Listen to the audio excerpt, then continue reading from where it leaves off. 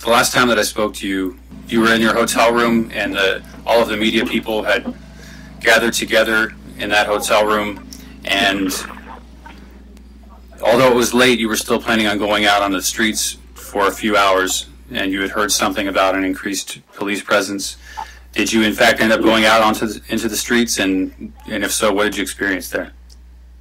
Well, I stayed in that media room until about 3:34 in the morning, and by the time I came out to do reporting, the police had already dissipated. And it seems that there was no action taken by them. There's speculation as to why, including the fact that we had come back here and notified people that there was a mass of police around the corner, and that it seemed inappropriate for what was going on here, and we asked everyone to get their cameras out. So when we got out here, they had already packed up and gone home. The speculation being that because we had alarmed them on the live stream, which you can tell as you're walking by the police van. There's at least one officer in each squad that has a device, a smartphone or something, that has our live stream with a headphones. So they're listening to what we're saying throughout the live stream constantly. So when we said that we were prepared for them, they seemed to back off. But again, that's speculation. Right. And then yesterday, the majority of the day you did not spend in any marching or actual protest. You were sort of defining your base as a media group. Is that about right? Yes. Yesterday morning, I spent doing interviews with people, and towards the afternoon, I was involved. I met. Okay, this is really exciting. I took some personal time to talk with the coordinators of the Sustainable Roadshow.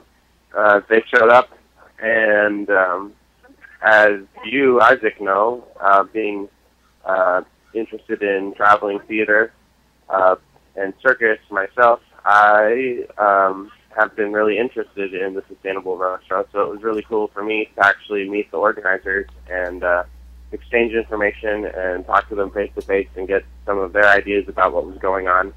So that was really exciting for me. And then I ended up leading a little yoga thing for a while, and then we went to the spiritual organizers and healing meeting, which lasted for about 5 or 6 hours.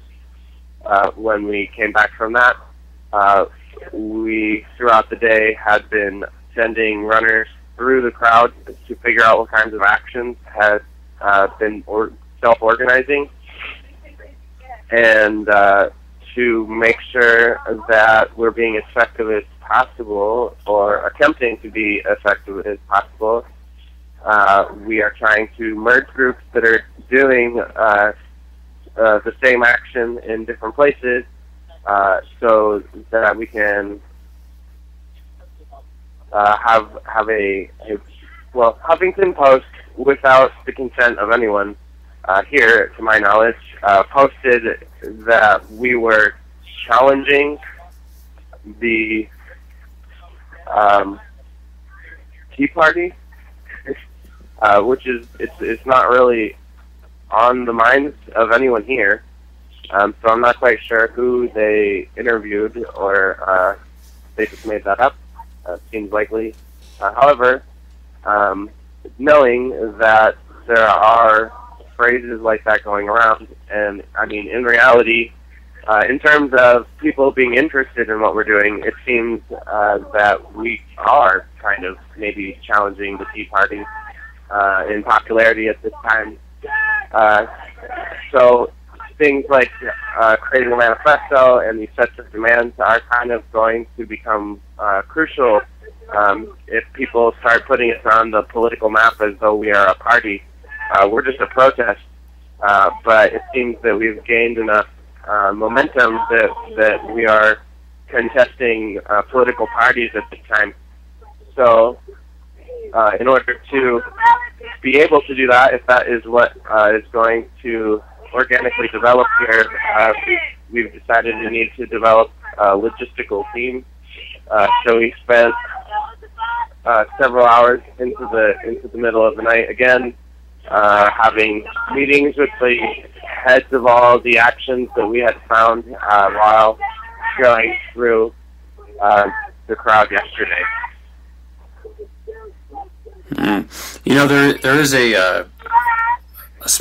another small caveat to the growth of the movement, and that is there are other organizations who are clearly partial and biased in one direction or another that are trying to, in their own way, maybe usurp some of the energy of the Occupy movement, such as MoveOn.org, who at one time MoveOn.org was a tool of the anti-war movement and quickly turned into simply a tool of the Democratic Party, and therefore supported all of the wars once a Republican was not in office. So are you folks aware that there are organizations out there that are trying to put their own label on this movement? Yeah. Yeah.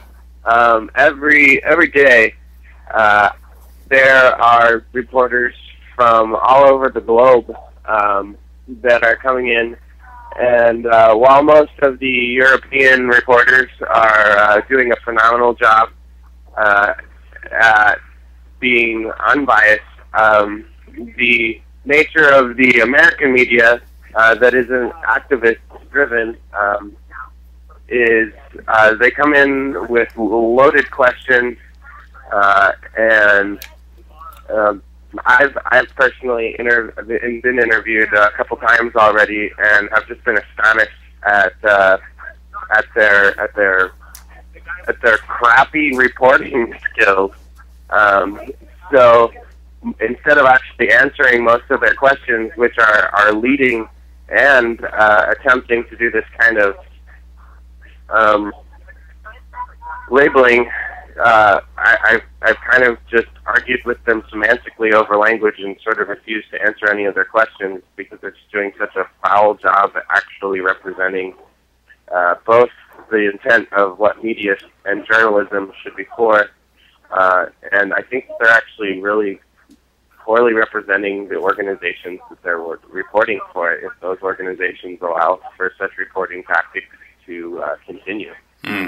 So, they'll come out and ask me, blah, blah, blah, do you resent all this stuff? And I'm like, well, no, I think that we're having we're speaking two different languages here. I'm trying to, and I believe that many of the people here are working towards creating a system based on consciousness. And in consciousness, we don't use words like resentment. We nip that in the bud. We don't need that in our language. And you're coming from a system that's extinguishing. And so maybe you don't understand our language. And this is how many of the interviews for me have had to go with them. It's become more of a semantics education rather than answering any questions that are trying to lead us into a hole.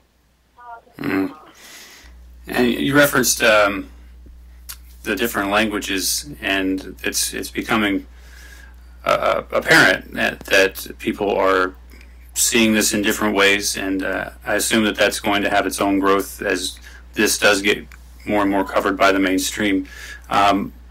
You also described yesterday that you had an experience that wasn't necessarily centered around those of you in the media, but was more about a spiritual centering of sorts. Can you expand on that? While we were going through the crowds in